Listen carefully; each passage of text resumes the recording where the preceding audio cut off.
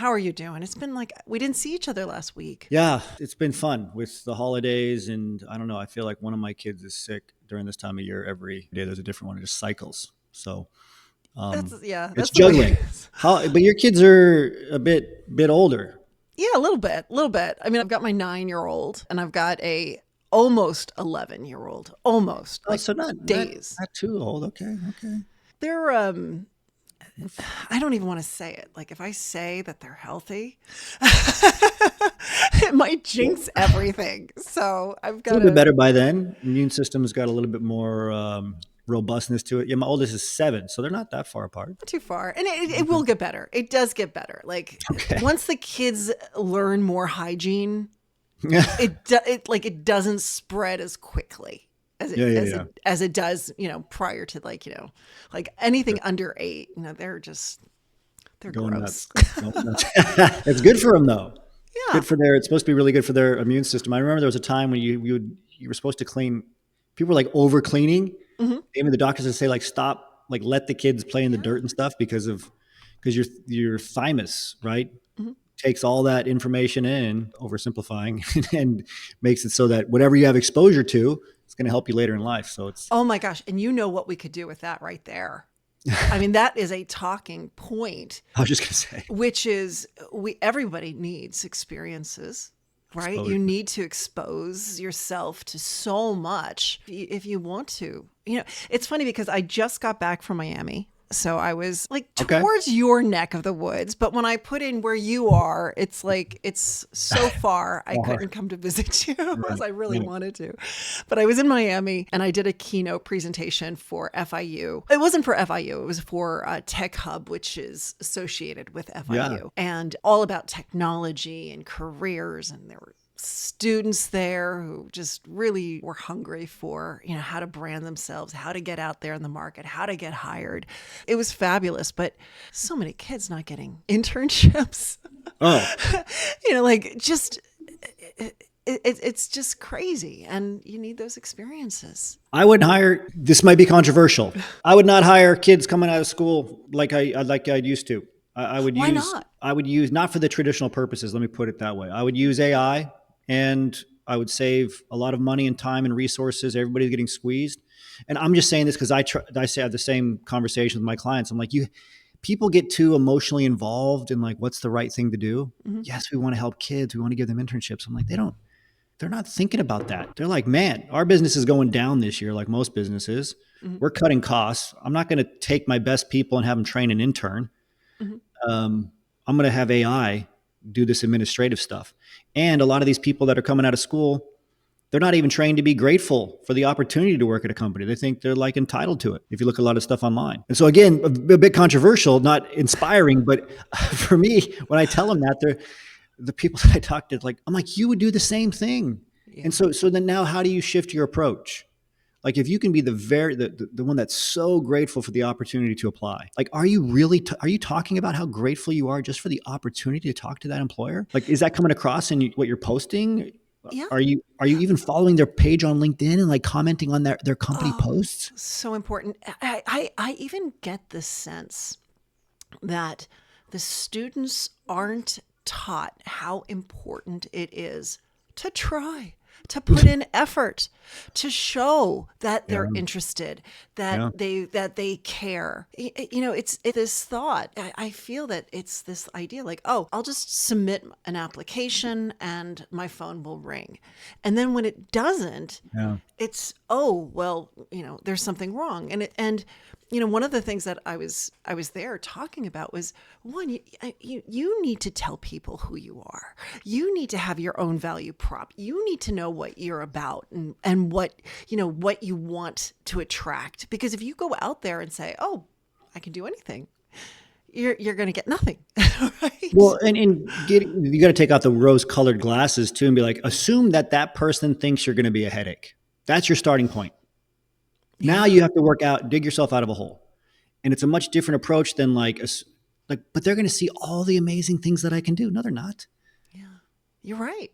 I mean, isn't that so true? I mean, just in business alone, I find myself like, why aren't you making it easier for me? Why is everyone, like, I've hired you. Why are you making it so hard? Just show me your best work. I don't want to Yeah, see every iteration.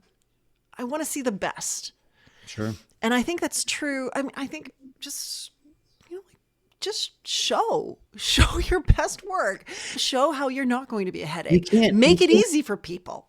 you can't undo like years of training. Look, I mean, the hard truth about academia now is they're all they talk about are social issues. That's it.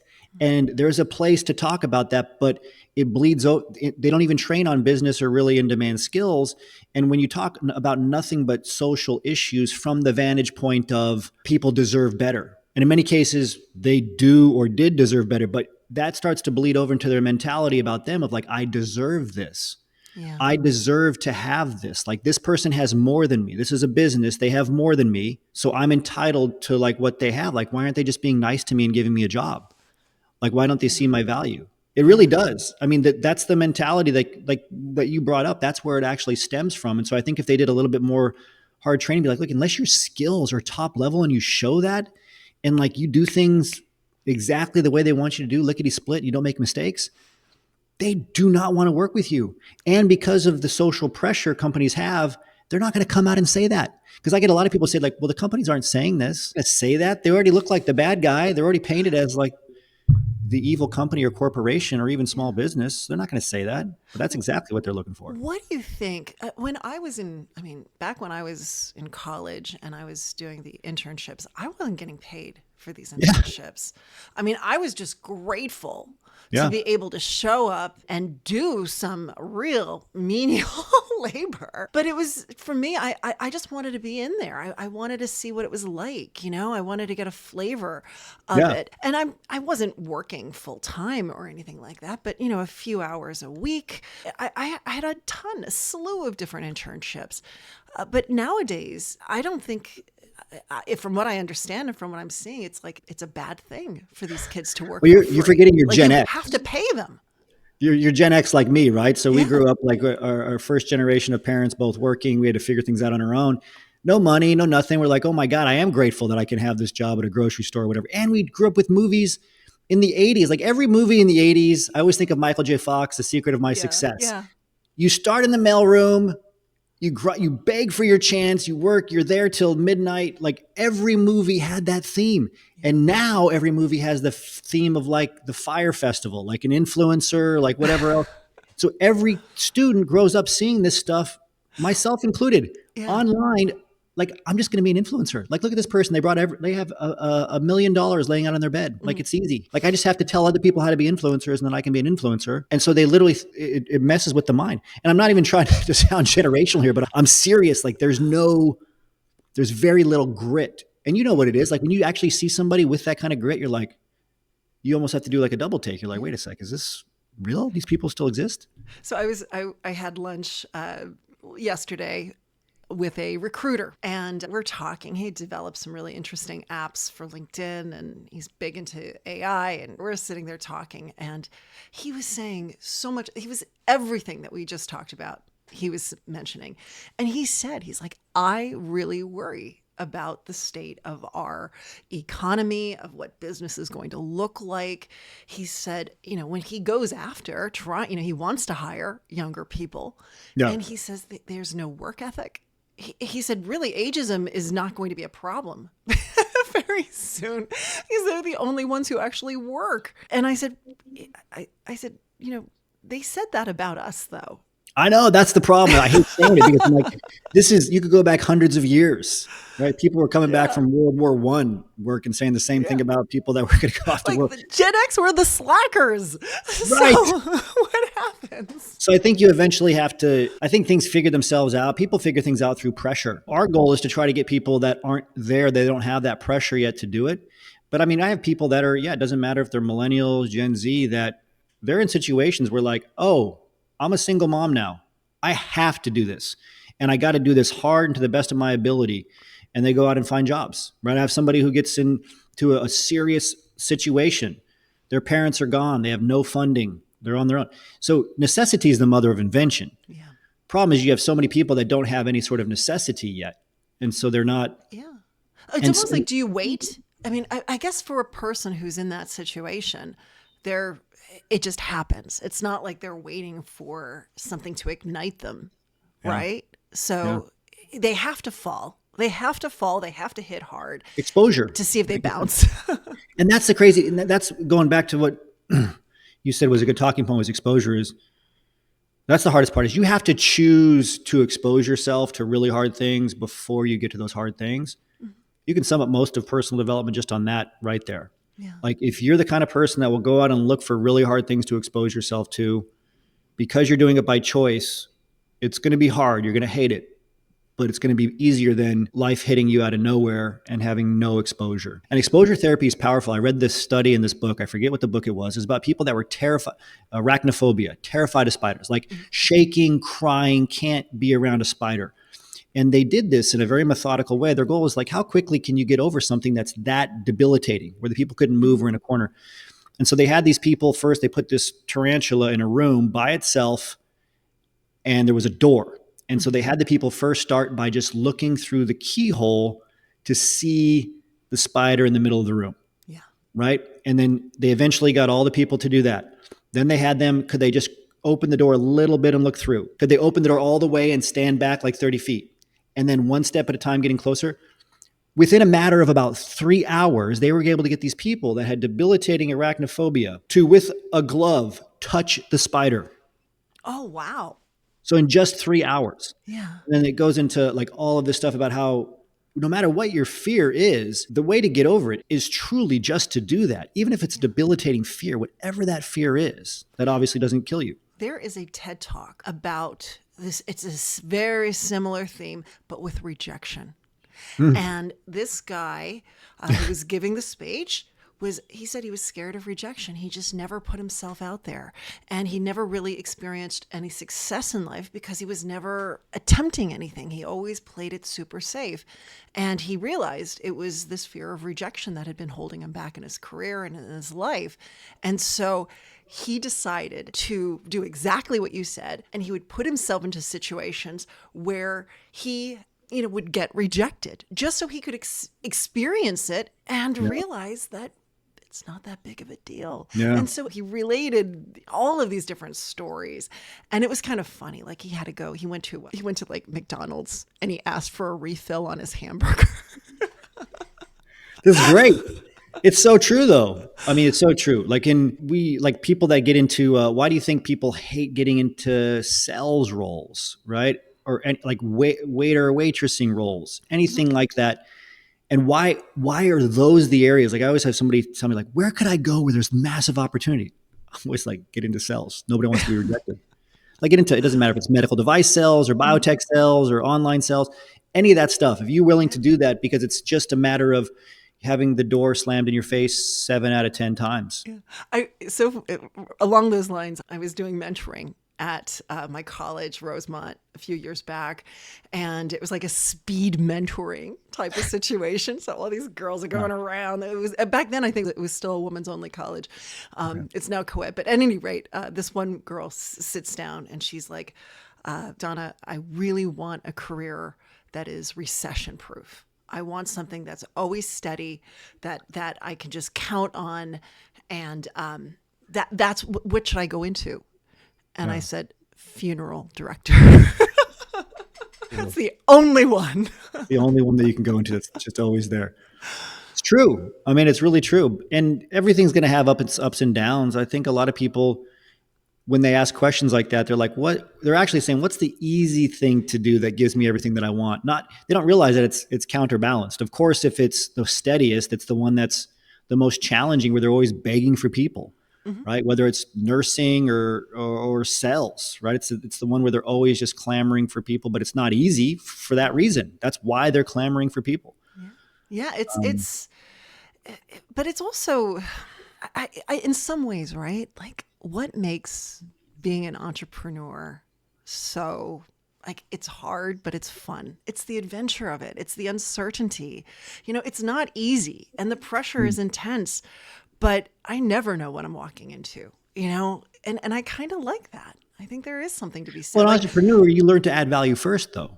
Like which I didn't mean to cut you off. Keep going, but yeah, that's exactly right. You'll walk into it ready to give full effort, not knowing the outcome. Oh yeah, yeah. But also like if imagine if every day, Isaiah, it was the exact same thing and you just knew the same amount of business was going to come in and all you had to do was click a button, kind of like George Jetson, I guess in the future. Well, maybe we'll be there at some point, but it would be boring. Like you wouldn't really feel like you were fulfilled or you like impacting people. Do you Yeah. know what I mean? It's like I think the ups and the downs and the adventure and the uncertainty, that kind of fuels the good stuff. Yeah. I mean, if you look at the hierarchy, everybody has their own different hierarchy of like needs, psychological needs. Tony Robbins talks about like you need certainty and variety. So you need those both, which is hard. Like certainty for your health, for example, but then variety in terms of your work. But I think the main need is growth. Like as soon as you don't feel like you're growing in an area of your life. And the nice thing about entrepreneurship is you can always be thinking about new ways to grow or expand or help more people. I think a lot of it comes down to the effort to grow though. What I think is missing, and I don't think this is just a generational thing. I really think people chase incentives and value. Like if you were a good person in your community before, it was a much bigger deal.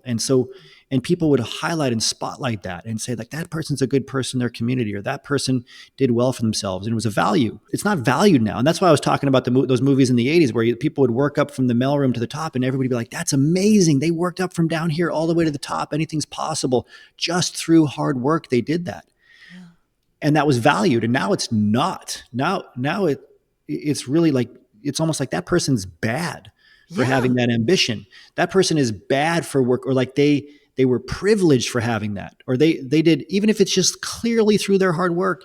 And so people don't have the incentive. They don't understand the incentive. So they're confused even. They're like, is this even good to do? Oh yeah. And capitalism is like the worst thing in the world. Right.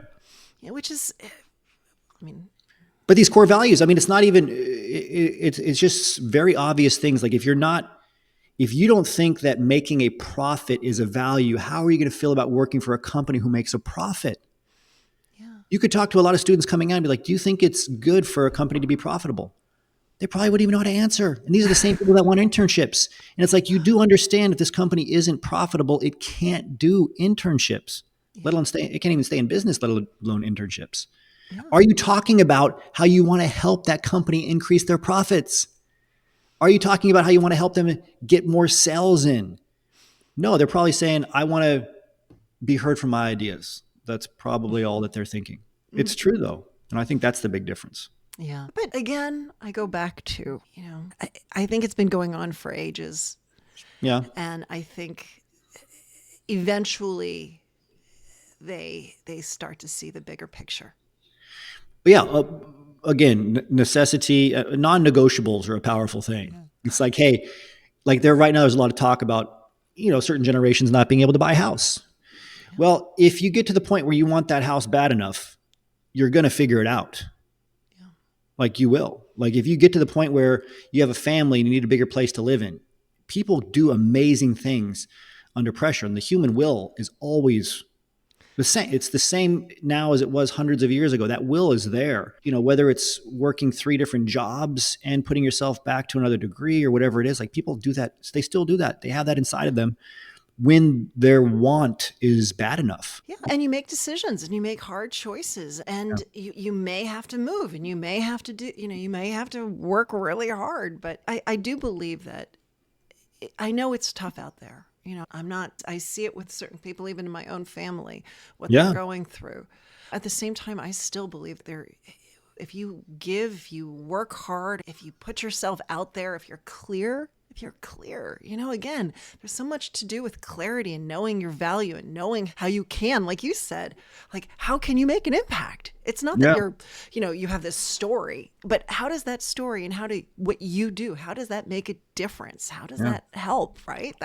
You have to make that connection, but I think anything's possible. And be okay being rejected. I think my overall point is it's much easier for you to stand in front of an employer, even put this on your resume or cover letter in terms of, I'll do whatever you need me to do. Yeah. I'll find a way. If I make mistakes, I'll only make them once. If you most people, just for ego issues or their own fear of rejection, whatever, they can't say that. They don't even think they should have to say that. So I'm saying, if by putting yourself out there, you'll get what you want. You'll get the Yeah. job. If you want to influence change or how hiring works, I always tell people, get hired first. Like, Mm. you're here, like most people when they're talking to me, like, you're here to get hired. You're not here to get a doctorate in the hiring process. You're not here to uh, you're not trying to go to Congress to change the rules of hiring. Not right now. You just want a job. How many of you agree? And then they'll all say, yeah, I just want a job right now. That's my Mhm. goal. Then be willing to say and do things differently. Love it. Great conversation, Yeah. Isaiah. Thank you Thank you, so Donna. much. Good to see All you. right, Wait, I see got you. to tell you, Oh you yeah. got the Oh yeah. holidays coming up, right? So I want to show you this. Do you ever get, have you ever seen what's it called? Christmas Vacation? Oh, of Since we talked course. about this, you have, so Yeah.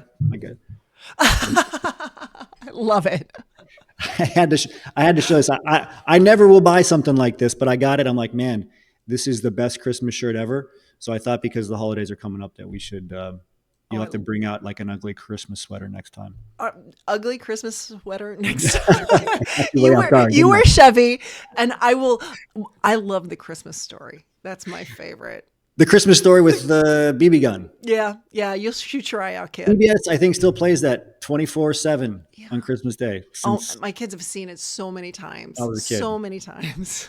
It's a brilliant movie. All Good to right. see you, Don. Thank See ya. you. Bye bye.